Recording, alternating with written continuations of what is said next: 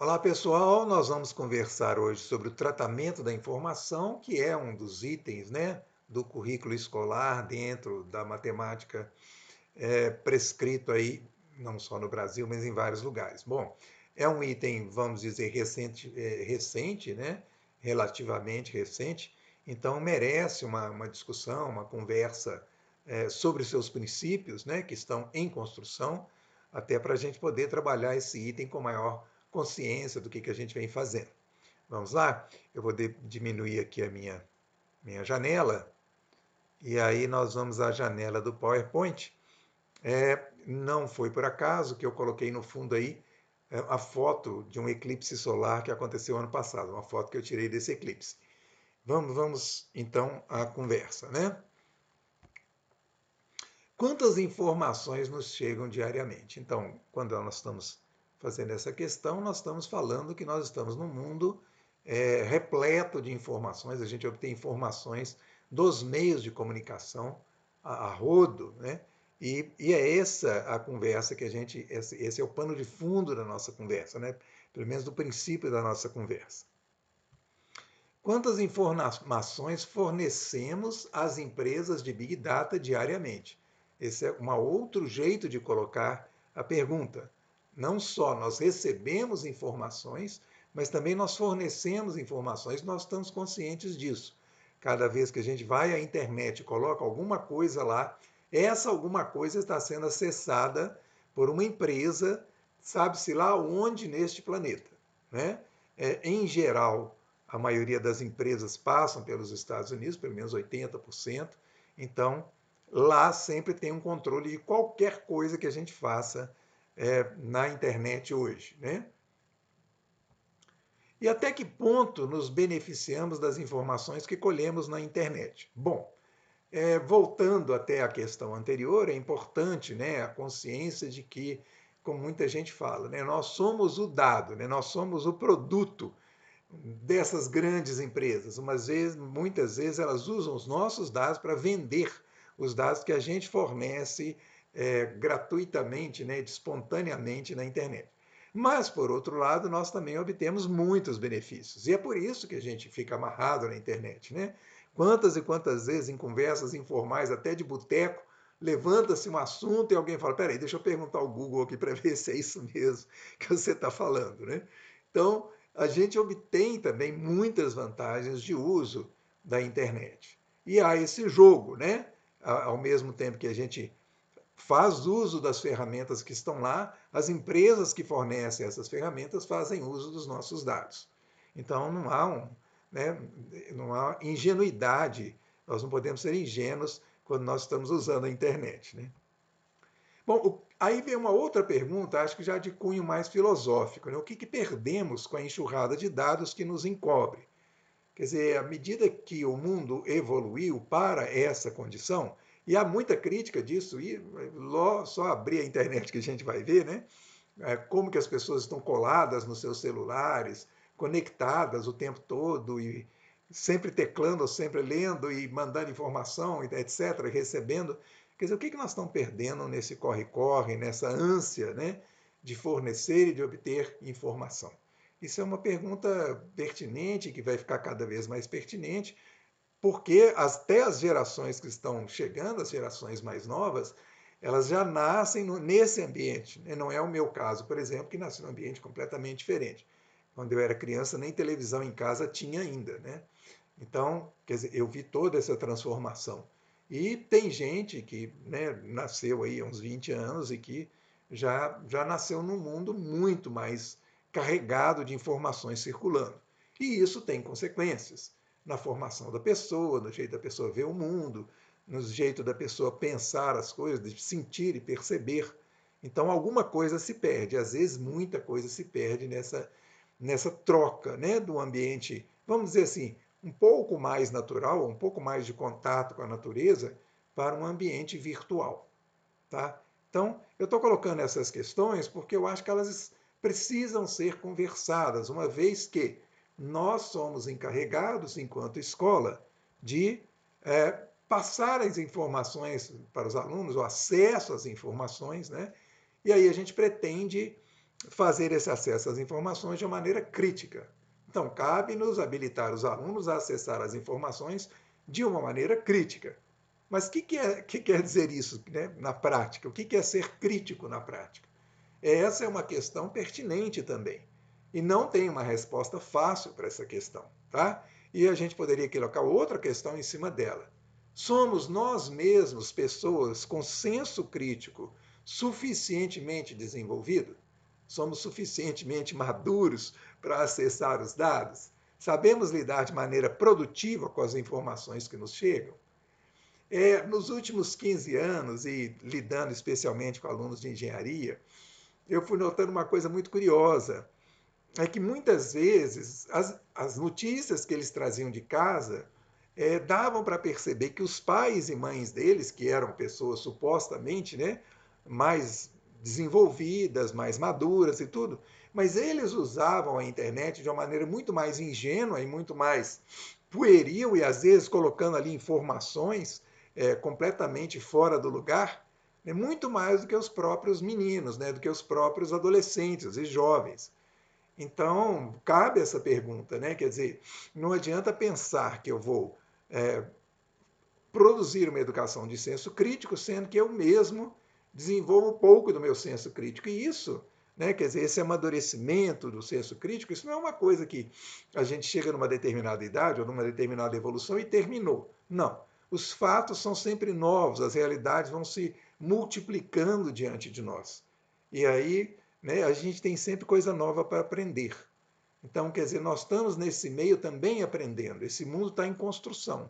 É uma revolução tecnológica em produção. E nós estamos no meio desse furacão que está acontecendo na nossa sociedade. Então, em nenhum momento pregresso da história humana vivemos um mundo globalizado, interconectado, com uma multiplicidade de vozes que se fazem ouvir, com a convivência de perspectivas muitas vezes não só conflitantes, mas opostas entre si. Então é curioso a gente ver hoje que às vezes as pessoas têm muita voz, e isso é muito interessante, né? Porque, vamos dizer assim, é, 30 anos atrás, quem é que tinha voz nos grandes sistemas de informação? Era o pessoal de televisão e de rádio. Você vai 50 anos atrás, era o pessoal de rádio, depois o pessoal de televisão e de rádio. E a gente sabe que a televisão divulga informações ou uma janela de um olhar para o mundo que interessam aos donos da televisão. E muitas vezes são informações que interessam a eles do ponto de vista econômico, não tem nada a ver com o bem-estar da sociedade, vamos dizer assim. Então eles colocam as informações do jeito que eles querem. O surgimento da internet trouxe, de uma certa maneira, uma perspectiva de democratização das informações, porque agora, né, umas pessoas comuns podem, de repente, abrir um canal e começar ali a passar suas informações, os seus pontos de vista. Houve um ganho enorme com isso, sem dúvida. Uma diminuição muito grande do poder que estava muito concentrado na mão de poucos. Mas, ao mesmo tempo, a internet não deixou de ser manipulada. A produção de mentiras, ela se equivale ou até ela é maior do que a produção da verdade. Né? Então, o que circula na internet hoje é tudo que tem no ser humano, né? Vamos dizer, todos os espectros, né? das piores dos piores olhares, das piores perspectivas de mundo, as mais, vamos dizer assim, as mais interessantes, as mais produtivas, as mais educativas. E está tudo junto lá. E não se trata de dizer nós vamos então educar as crianças ou adolescentes a olharem de uma maneira correta. Não, nós mesmos temos que aprender sobre isso. Quer dizer, como é que eu distingo uma notícia ser verdadeira ou falsa? Né? Como é que eu distingo uma perspectiva sobre um determinado assunto? Então, por exemplo, você pega lá uma coisa que eu fui abordado por meus alunos uma vez na sala de aula sobre a questão lá o conflito na Ucrânia. Então, tem muitas perspectivas, tem muitos olhares sobre os conflitos na Ucrânia. Né?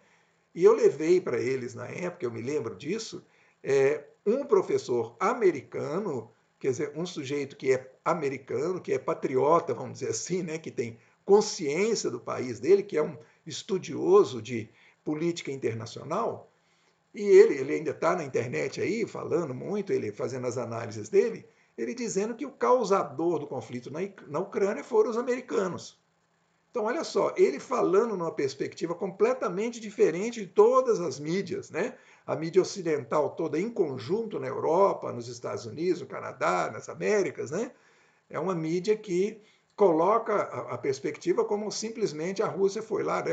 Os bad guys são os russos que foram lá invadir a Ucrânia. E este senhor, que é um professor de uma universidade americana, especialista, né, em política internacional, ele disse: não, quem provocou o conflito fomos nós, os americanos. Nós é que fomos lá e cutucamos os russos, e os russos foram e falaram que não iam aceitar o que a gente estava propondo. Então, olha para vocês verem, eu estou dando esse exemplo para dizer que, né, um conflito como esse, por exemplo, ele coloca um desafio para nós todos. Como é que nós vamos entender esse conflito? Eu já tenho uma visão madura sobre esse conflito, quer dizer, tem várias perspectivas, e é importante eu verificar essas perspectivas, qual que é a razoabilidade delas, né? E isso é um desafio que não é fácil para ninguém, tá? E ainda mais num mundo que está se construindo, se produzindo, como eu disse. É um mundo com o qual a gente ainda está se acostumando. Bom, então aí vem muito esse conceito sobre alfabetização digital, o que seria essa alfabetização digital e tudo. Eu acho que isso também é uma coisa muito importante da gente discutir, né? Há uma certa pretensão, né? Eu percebo isso quando a gente conversa sobre alfabetização digital e a gente pensa que a gente vai, de alguma maneira, ensinar os alunos a usar a internet, acessar as ferramentas, coisas desse tipo.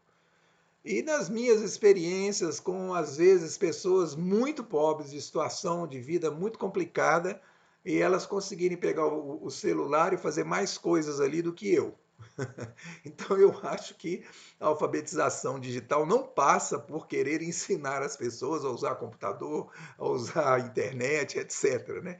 Embora muitas vezes me passe a impressão que nos currículos é isso que está colocado. Né? Ou ensinar a programar, aí já é um passo adiante. Né? Quer dizer, pode ser uma perspectiva interessante também, ensinar passos de programação, como é que funciona a programação. Isso aí já seria algo que não é evidente para as pessoas. Né? Mas o uso do celular como instrumento, busca de informação, acesso a mídias sociais, isso aí muitas vezes as crianças, adolescentes, em alguns lugares, estão muito mais habilitadas do que os adultos. Né?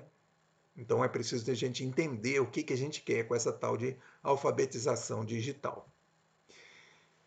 Bom, seria o desenvolvimento da capacidade de interpretar ou perceber os significados das linguagens utilizadas para o tratamento de dados e, eventualmente, para nos apresentar determinada interpretação com as respectivas conclusões. Bom, isso aqui seria uma proposta de pensar a alfabetização digital.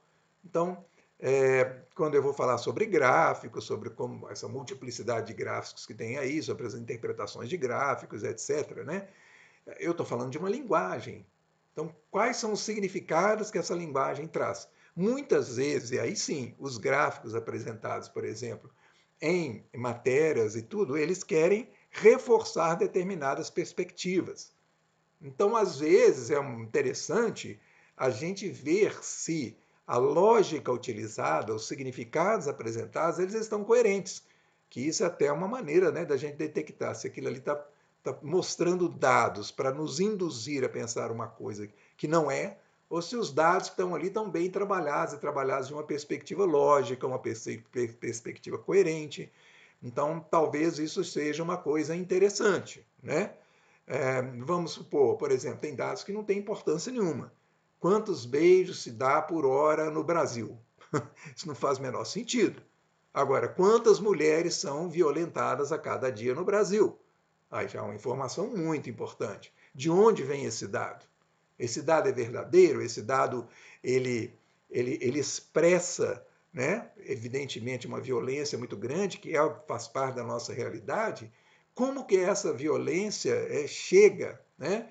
E como é que ela é interpretada, colocada em dados, colocada em estatística, e apresentada para o público.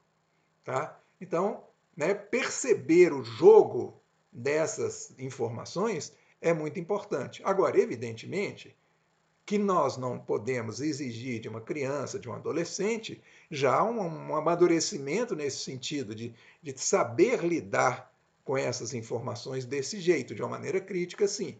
Mas é claro que a gente pode dar os primeiros passos nessa direção. Então, quando a gente está mostrando, por exemplo, como é que os gráficos expressam determinada realidade, como é que as tabelas expressam, como é que o tratamento de dados expressa uma determinada realidade, mesmo que seja um recorte pequenininho, a gente já está conseguindo trabalhar com os alunos, né, essa lógica, essa ideia de como é que as informações como é que os dados viram informação e como é que as informações são expressas, né, e colocadas para o público.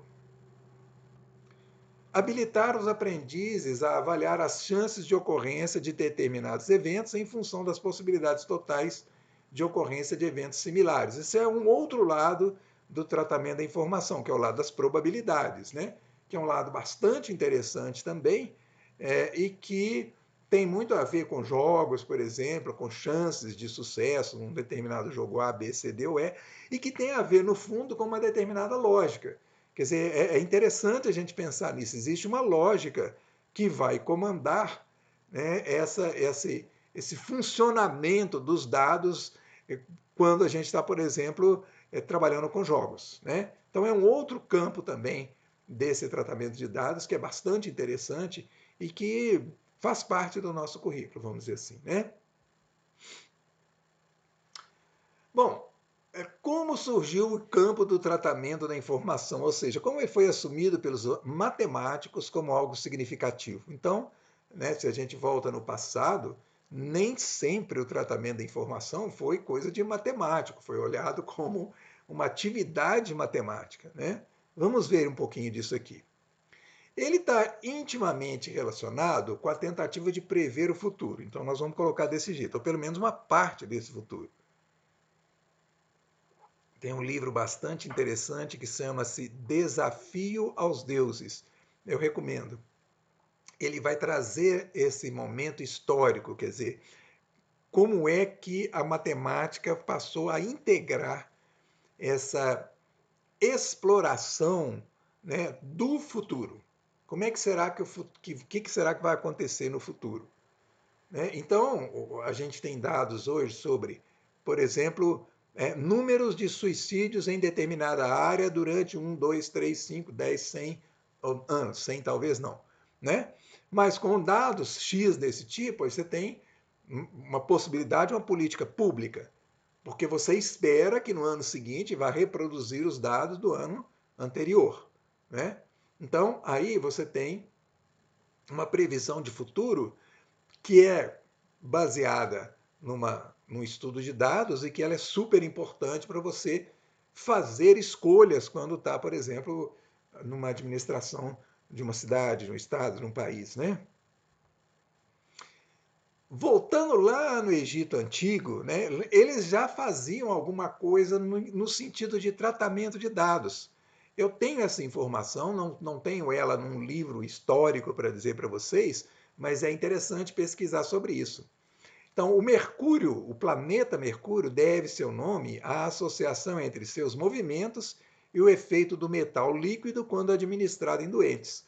Então, no Egito, né, pela informação que eu obtive, era o seguinte: é, eles, aqueles que iam tratar de doentes, né, vamos dizer, os médicos, né, eles observavam os planetas.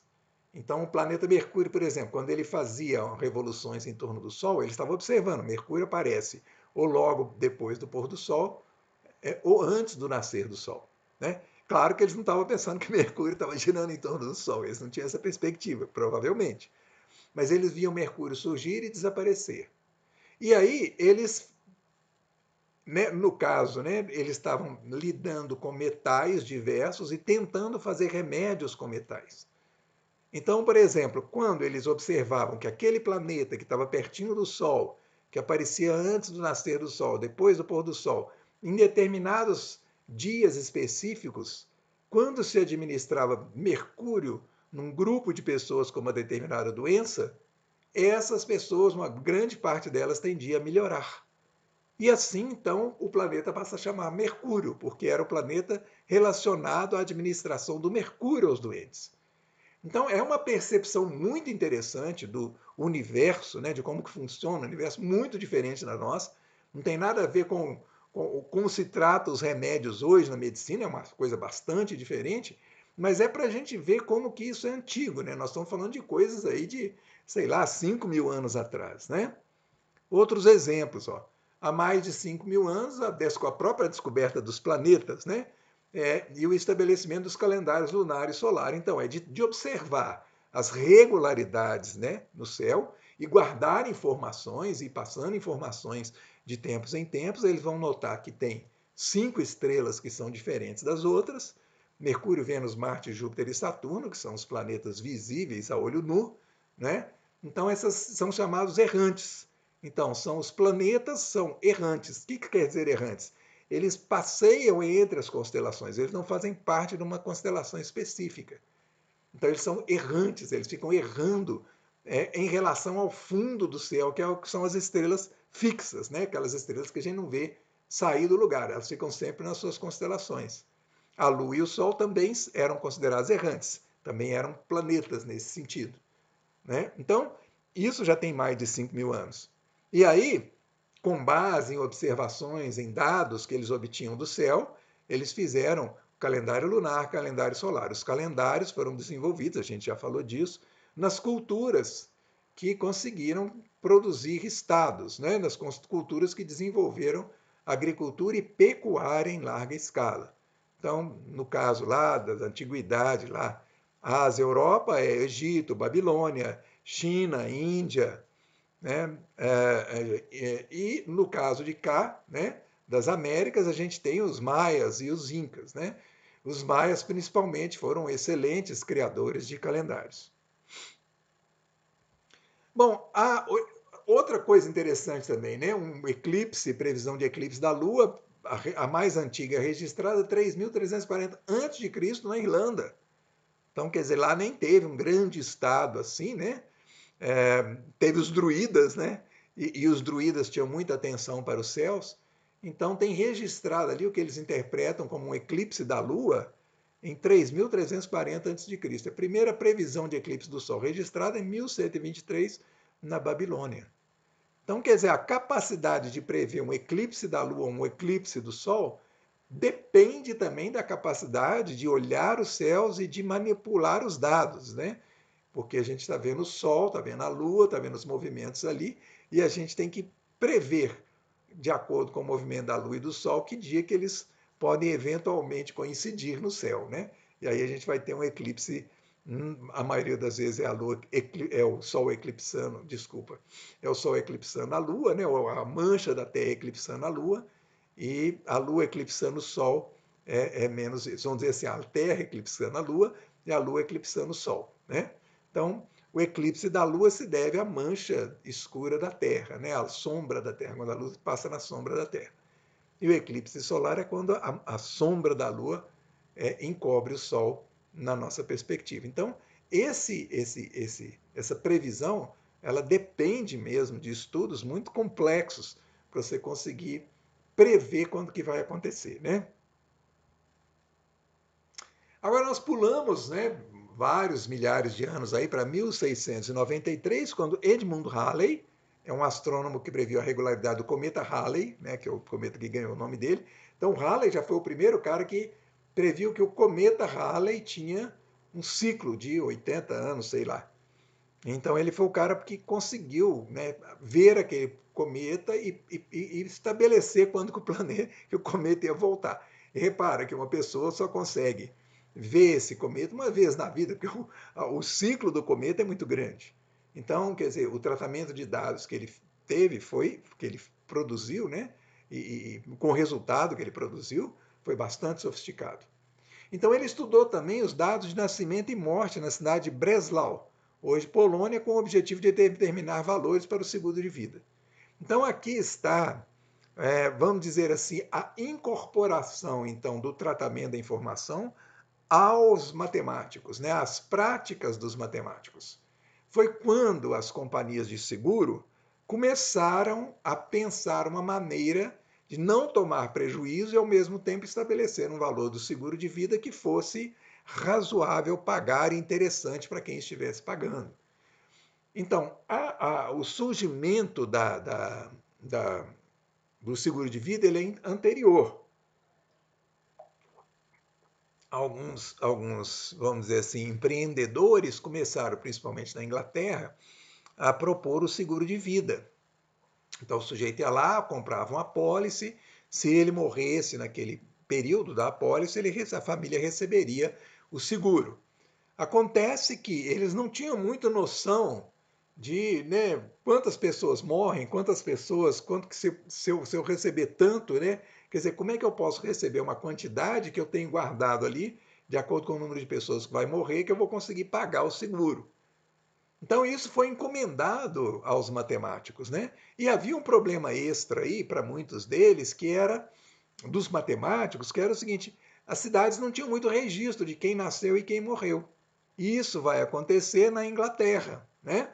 Na Inglaterra que vai ter, a Inglaterra tinha, os ingleses tinham esse costume de registrar quantas pessoas nasciam naquela cidade e quantas pessoas morriam naquela cidade em cada ano. E numa época em que as pessoas viajavam muito pouco, a tendência era viver na cidade a vida inteira. Isso foi um prato cheio, então, para os matemáticos, porque aí eles podiam pegar aqueles dados e estudar os dados. Olha, nasceram X pessoas, morreram X pessoas nesse ano e vai fazendo um período aí de 50, 100 anos. Então você tem muito dado aí você já começa a prever. Olha, está morrendo em média, né, X pessoas por ano naquela cidade. Compara com as outras cidades. E aí você tem uma ideia geral de como é que você pode estabelecer o seguro de vida. Quer dizer, quantas pessoas que você espera morrer naquele ano. Então já prepara o dinheiro que você vai ter que pagar. Então, olha para vocês verem como que é interessante, como é que essa coisa está conectada com a previsão do futuro, um domínio sobre o futuro, o que vai acontecer pela frente. Toda essa discussão climática que a gente tem hoje, né, no planeta, né, sobre o aquecimento global, está baseada nisso. A interpretação dos dados e a previsão do que pode ocorrer daqui para frente. Então, essa história toda começa lá no século XVII, como a gente está colocado aí.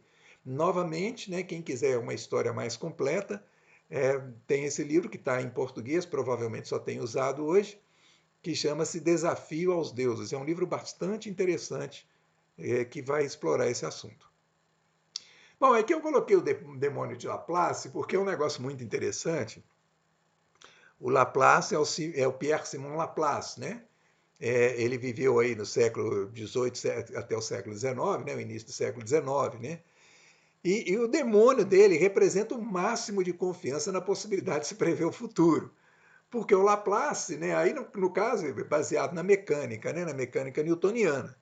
Então ele achava que se um ser tivesse a possibilidade de saber onde estavam todas as partículas agora do universo e onde elas estavam antes e onde elas estão agora, ou seja, se ele conseguisse determinar velocidade, aceleração, as forças de todas as partículas que estão no universo agora, ele conseguiria prever para onde cada partícula iria no instante seguinte. Tendo esses dados, ele passaria para o instante seguinte, o instante seguinte, o instante seguinte. Ou seja, de posse de todas, isso é uma coisa completamente hipotética, é lógico, né? Mas um ser, uma superinteligência que estivesse de posse de todas as partículas e movimento de partículas do universo, saberia exatamente para onde essas partículas vão caminhar no próximo instante. Então, esse demônio teria o passado e o futuro completamente dominados, né? Ele saberia o que vai acontecer em cada instante do futuro e o que aconteceu em cada instante do passado. Bom, claro que depois disso a física evoluiu, a física newtoniana mostrou-se incompleta e o demônio de Laplace hoje é uma hipótese bizarra, vamos dizer assim, mas a gente tem que lembrar que os algoritmos da internet eles funcionam exatamente desse jeito, né? Quer dizer, com base em tudo que a gente vê na internet, ele começa a prever o que você está gostando, o que você vai querer, como é que você vai ficar mais tempo ali naquela plataforma. E é assim que as plataformas funcionam, que os algoritmos. E isso é sensacional a gente pensar que isso depende de uma massa de informações imensa. né? Quer dizer, imagina você personalizar os interesses de cada usuário de uma plataforma, que tem bilhões, às vezes, de usuários. Então, eu tenho dados sobre cada um deles, como é que essa pessoa está acessando o que, durante quanto tempo. E o que eu posso oferecer em seguida para essa pessoa, para deixá-la mais conectada com a minha plataforma. Então, isso tem a ver, evidentemente, com o enorme avanço da tecnologia e a capacidade de tratamento de dados de uma maneira muito rápida e também de armazenamento, né? Então, por exemplo, quem, como eu, viu o desenvolvimento dos métodos de armazenamento, a gente vai vendo que foi esse desenvolvimento que possibilitou os algoritmos funcionarem como eles funcionam. O que eu estou falando aqui, né? Antigamente, um disquete, né, para ter 640K de informações, ele era grandão. Depois ele ficou 1,4 mega, já era um retangulinho pequeno. Hoje você pega um quase nada, ele tem 16 GB ali dentro de possibilidade de informações, né? Então, quer dizer, tanto a diminuição dos bits, né, do espaço ocupado pelos bytes, né, quanto a velocidade de processamento explodiram, né, nesse controle dos algoritmos da internet hoje. Então, o demônio de Laplace, na verdade, é uma ideia que ainda está presente na mente da humanidade, né? Bom, a estatística entra definitivamente para a física com sua incorporação à termodinâmica pelo Boltzmann, né? Ludwig Edward Boltzmann, que vai viver do século XIX, início do século XX, e é aquela teoria cinética dos gases que a gente estuda, né, no ensino médio, a gente estuda também no início da universidade, quem está nas áreas de engenharia, de física, química, biologia, né? Então, é uma coisa muito interessante, porque o que ele vai fazer? Ele vai pegar o tratamento estatístico de partículas, ele interpreta os gases como partículas, numa época em que ainda a teoria atômica estava, né, se desenvolvendo, em desenvolvimento, e ele vai, então, associar as moléculas, né, os movimentos das moléculas com grandezas que você pode medir, como temperatura, pressão, volume, né?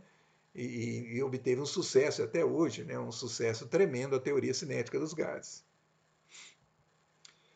Bom, então toda essa introdução para a gente dizer assim, o campo, né, do tratamento da informação é vasto, é complexo, ele está em movimento, nós estamos no meio desse movimento e a gente sempre, né, seria interessante a gente estar discutindo as nossas ideias, o que a gente tem que trazer, o que é interessante levar para os alunos, como é que a gente vai proporcionar elementos, ferramentas para eles poderem trabalhar nesse mundo maluco, né, que a gente está vivendo, né? Então eu vou falar de algumas coisas práticas aqui rapidamente, só como ideias, como sugestões, né, ideias que a gente pode colocar na roda e discutir, tentar fazer mais. E mais uma vez é importante salientar que eu vou falar de coisas que eu já fiz com alunos, com professores, com crianças, com adolescentes. Então eu não estou falando de coisas teóricas, mas de coisas da minha própria prática, né?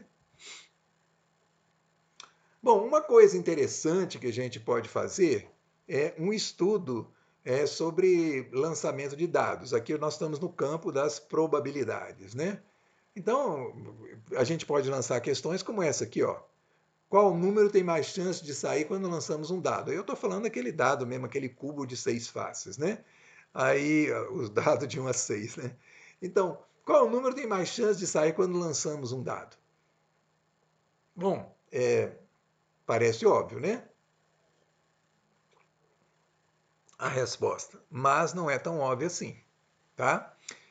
Muita gente acha que um número tende a sair mais que o outro. Ah, pode ser um que sai mais, o seis que sai mais. É uma ideia infantil, mas que ainda está por aí. Então, não custa lançar a ideia, né? Lançar a pergunta. E daqui a pouco nós vamos ver como é que a gente pode ter um tratamento disso, complexificar essa história, né? Quando lançamos dois dados, que resultado tem mais chance de ser obtido? Isso é uma coisa interessante, né? Tá, um dado, a pessoa pode até pensar de 1 a 6, então pode até pensar que todos têm a mesma possibilidade. Com dois dados, o mínimo é 2, o máximo é 12. Será que todos os números têm a mesma possibilidade? de sair, como é que eu vou saber, né? Então, como podemos comprovar hipóteses sobre esses resultados? Bom, normalmente nós vamos fazer o quê? Nós vamos mostrar para os meninos que não tem nenhum motivo para eu acreditar que um número tem mais chance do que o outro. 1, 2, 3, 4, 5 ou 6. Né? No entanto, quando eu estou lançando dois dados, eu tenho que colocar lá uma tabela com os resultados possíveis. E aí eu vou ver o quê? Tem número que sai, né? Tem totais que saem mais. O total 7, por exemplo, tem muitas maneiras. 6 mais 1, 5 mais 2, 3 mais 4, né? Então, o total 7 ele é muito privilegiado em relação ao total 2 ou total 12. Então, ele tem muito mais chance de sair do que os outros. Mas quanto mais chance, né? E quando a gente vê as maneiras de formar os totais, o 7, o 6, o 5, o 8, o 4, o 2, etc., aí a gente vai vendo, né, como é que a gente aproxima de quais os números que a gente acha que vão sair com mais facilidade, quais os números que a gente acha que vai sair com menos facilidade, qual é mais ou menos a distribuição ali dos resultados. Mas como é que nós podemos provar isso? Ia ser interessante a gente ter dados para lançar, né? Felizmente, a gente pode fazer isso pela internet. Eu vou usar aqui então um site para a gente fazer isso, tá? Vou buscar aqui esse site, ó. É esse aqui, ó. Então, esse site ele é interessante porque eu posso, por exemplo, lançar um dado aqui, ó, e, né, o resultado 2, o resultado 6. E ele vai produzir um gráfico aqui para mim, ó. Veja que ali uma chance, né, uma vez saiu frequência, né, esse coisa aqui. Então, o 2 saiu uma vez, o 6 saiu outra vez. E se eu sair fazendo aqui, ó, se eu colocar mais vezes, se eu for saindo, ele vai saindo outros números. Ó, agora o 6 saiu duas vezes, o 2 e o 5 uma vez só. Então o 6 está privilegiado. Então, o 2 está privilegiado de novo. Os outros números nem saíram ainda. Ó. Então, se eu faço aqui algumas vezes, né? Aí eu joguei 6 vezes só, o número 6 saiu 3 vezes, o número 2 saiu 2 vezes, o número 5 saiu uma vez. Então, aqui vem essa ideia, né? Quer dizer, se a gente jogar poucas vezes, não aparece os números saindo com a mesma quantidade, né? Mesmo número de vezes. No entanto, se eu colocar aqui, ó, ele para ficar, né, jogando muitas vezes, aqui em cima ele está me dando quantas vezes ele já jogou. 80 vezes, 90 vezes, 100 vezes, ó. Então, quanto mais vezes eu jogar, mais eu vou vendo que os resultados vão aproximando uns dos outros. Né? Então, eu parei aqui ó, em 200 vezes. Ó. Então, o número 1 saiu perto de 25 vezes, o número 2, 30, 35, ou um pouco perto de 40, 35, e o número 6 ainda está privilegiado aqui nesse lançamento de dados. Então, olha só, eu só consigo enxergar que eles estão se aproximando uns dos outros se eu jogo muitas vezes. Né?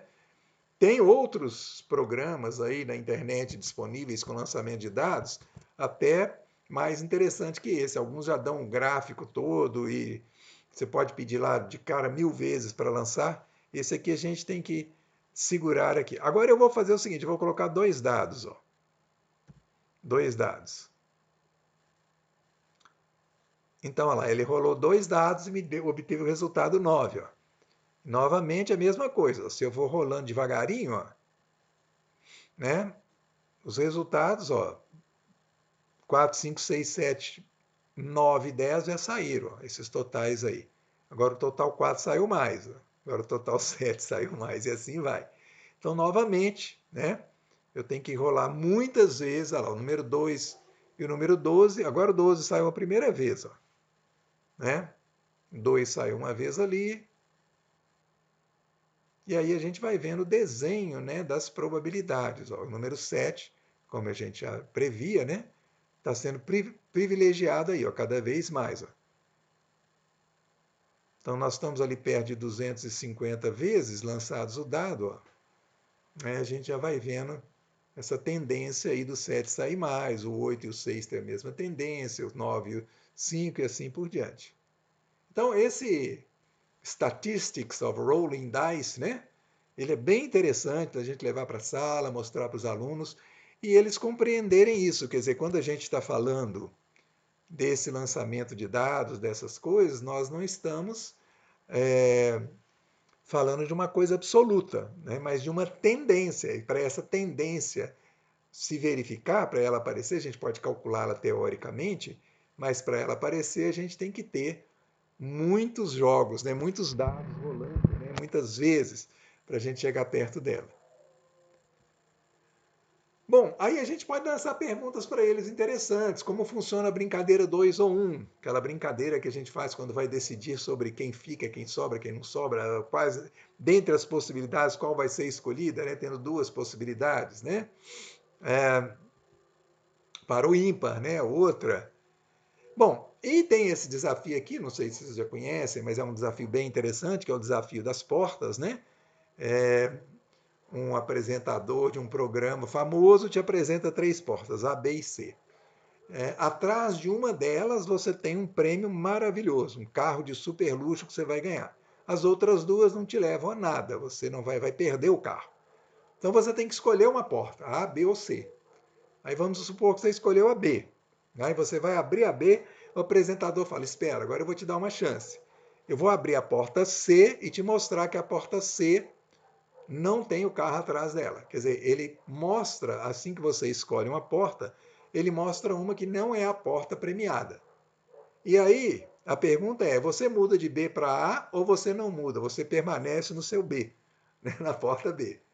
Onde que você vai ter mais chance de ganhar o carro? Se você mudar para A ou se você permanecer com o B, né? Essa brincadeira é sensacional, porque, né, pela lógica, você tem que mudar e ir para o A, né? Porque agora você está com 50% das chances, né? Mas, se você abrir o A e o carro não estiver lá, você vai morrer de raiva, né? Por que eu mudei, né? Por que eu fui seguir a lógica?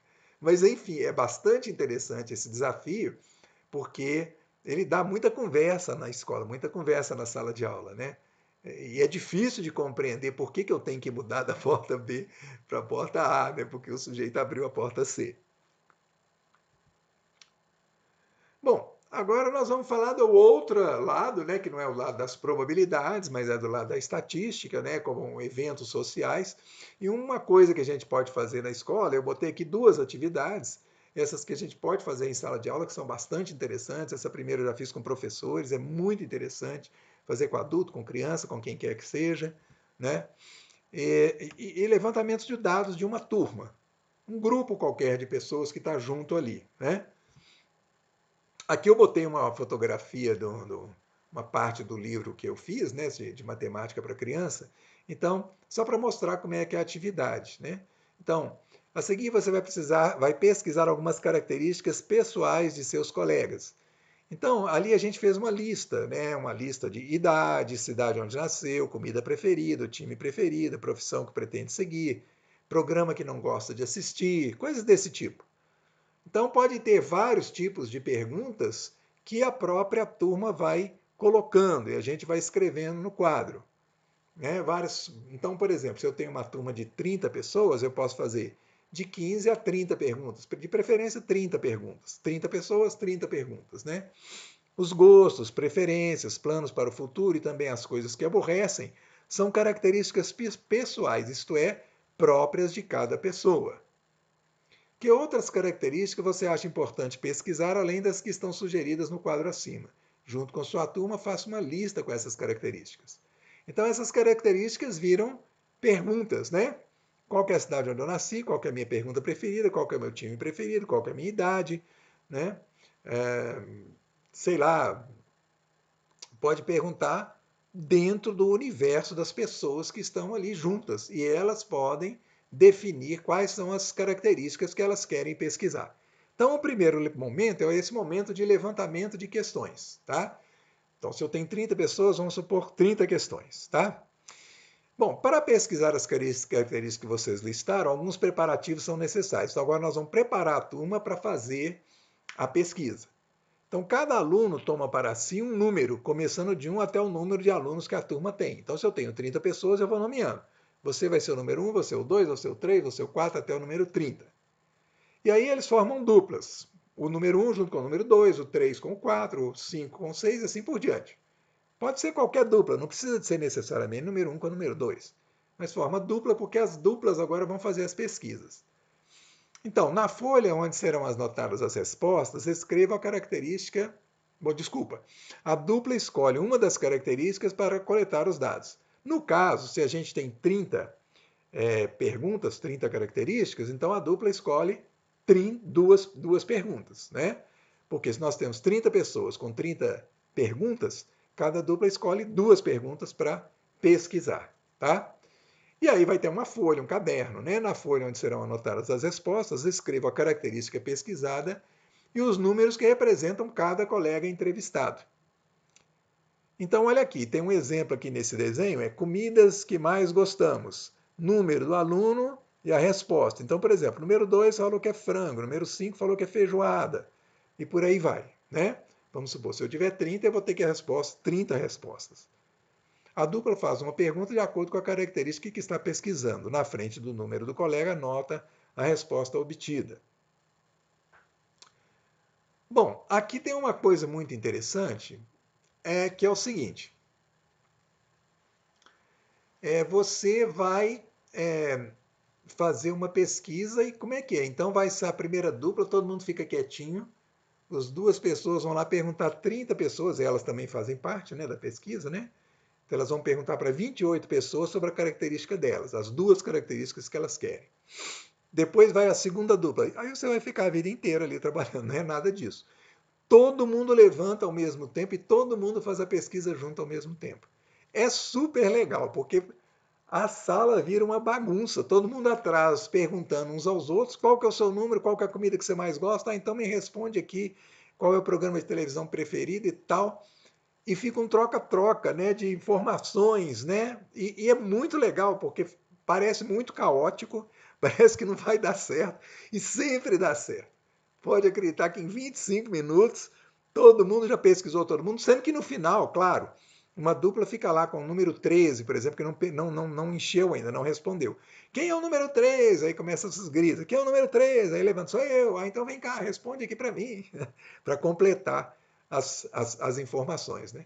Então é um momento muito agitado, mas muito interessante, né? Porque está todo mundo atrás das suas perguntas. E aí vem o tratamento dos dados obtidos com o uso de gráficos ou gráficos e textos. No caso, muitas vezes que eu fiz com as crianças, por exemplo, elas tinham que fazer um gráfico para uma das perguntas que elas pesquisaram e um texto para outra pergunta. Tá? E elas escolhiam. Ou podia também fazer dois gráficos. E aí é claro que é interessante, porque se a meninada ainda não tem, vamos dizer assim, um estudo dos gráficos, aí é interessante dar uma pausa aqui. Então, vamos ver quais os tipos de gráficos que a gente tem, como é que funciona o de barras, o de linha, o gráfico de pizza, né? Chama-se gráfico de pizza, de setor, né? E aí você, né, quando você faz essa apresentação, eles têm ideia dos recursos que eles podem usar para expressar os resultados. E aí tem um momento de exposição que é muito legal. Então todo mundo faz seus gráficos, e aí eu estou falando de, às vezes, 2, 3 dias diferentes, né? 2, 3 aulas diferentes, né? Então vem a exposição. O momento de exposição é um momento muito interessante, porque aí, em geral, o que a gente fazia, e às vezes, por exemplo, quando eu estava fazendo com professores, numa oficina, né, sobre essa atividade, fazia tudo em 40 minutos, 50 minutos, fazia tudo junto, né? Porque aí o professor vai resolver muito mais rápido, né? Mas aí a gente coloca os dados no meio e todo mundo em volta vendo os gráficos e vendo os textos, etc. E as pessoas vão circulando e vendo. E é muito interessante porque necessariamente, né, aqueles gráficos, aquilo que está ali, aqueles resultados, dizem do grupo todo. E aí você pode comparar, poxa, eu respondi isso, será que a maioria das pessoas foi na mesma linha? Será que eu fiquei isolado ou não? Minha resposta, como é que ficou, né? É claro que não é identificado ali quem respondeu, porque são tudo números. Mas é interessante porque cada pessoa sabe o que respondeu para cada pergunta e sabe, e aí pode comparar a sua ideia com a ideia dos outros, o seu gosto com o gosto dos outros, etc. É uma atividade extremamente interessante de se fazer e que tem essa coisa mesmo de vivenciar, né, uma pesquisa com várias etapas. Né? Então, outra possibilidade seria uma outra atividade também que eu queria falar sobre ela, que é pesquisa de dados sobre o bairro, a cidade, para planejamento de ações necessárias à melhoria da vida da população. Então, essa é uma pesquisa mais sofisticada, normalmente a gente não vai fazer a pesquisa, a gente tem que procurar os dados, que já devem estar em algum lugar, né? Mas é para a gente aprender que o futuro, né, de uma cidade, a administração de uma cidade, de um bairro, de um país, ela pode se basear em dados colocados sobre aquela cidade, aquele estado, aquele país, né? Então, aqui também mais uma vez um exercício, ó, onde a gente colocou aqui, ó, crescimento da população nos últimos 30 anos. Então, população urbana e população rural. Então, a gente vai vendo que a população urbana vai aumentando, a população rural vai diminuindo, né? O que é que realmente acontece, né? Acontece com a maioria das cidades brasileiras nos últimos 30 anos aí, né? A população urbana foi aumentando bastante, a rural foi diminuindo. Depois, a distribuição da população por faixas etárias. Aí, quantos que a gente tem de criança de 0 a 6 anos, 7 a 13 anos, 60 anos ou mais, etc. Né? O que dá uma ideia também da idade média da população, como é que ela está evoluindo e tudo. Divisão por sexo nas faixas etárias. Então, quantos são os homens, quantos são as mulheres. E é muito interessante, porque geralmente quando a gente vai avançando, né, nas idades mais acima de 60 anos, entre os idosos, as mulheres costumam ser mais longevas que os homens, né? Elas costumam durar mais que os homens. A educação. Então, a escolaridade dos adultos com mais de 20 anos de idade. Então, sem escolarização, ensino fundamental incompleto, ensino fundamental completo, ensino médio, ensino superior. Então, a gente vai passando essas informações todas em dados, né? A situação das crianças e adolescentes de 6 a 14 anos de idade, fora da escola, com 1 ano de atraso, com 2 anos de atraso, com 3 anos de atraso, sem atraso. Então, isso aqui é muito interessante, porque está falando da escola, né? Da vida na escola, quem frequenta a escola, quem saiu da escola, quem está fora. A moradia, então, se a moradia é própria, se é alugada, se é casa cedida temporariamente, né? Se é casa emprestada. Então, pode ter vários dados aqui também interessantes. E saúde, né? A coleta de esgotos. Então, a zona urbana, a zona rural, como é que é a coleta de esgotos, se tem, se não tem. Então, são muitos dados que podem ser pensados. O consumo de água, a distância entre residência e posto de atendimento médico, isso é uma coisa super importante para cidades do interior. A cultura, o lazer preferido dos moradores, né? Se é brincadeira de rua, se é esporte, se é cantar, se é jogo de cartas, se é outros brincadeiras, participação da população em atividades artísticas. Então, diante de muitos dados, e quando a gente estuda todos os dados, a gente pode pensar, poxa, então tá, o que é que está pegando a administração? O que se pode fazer por cada um desses setores, né?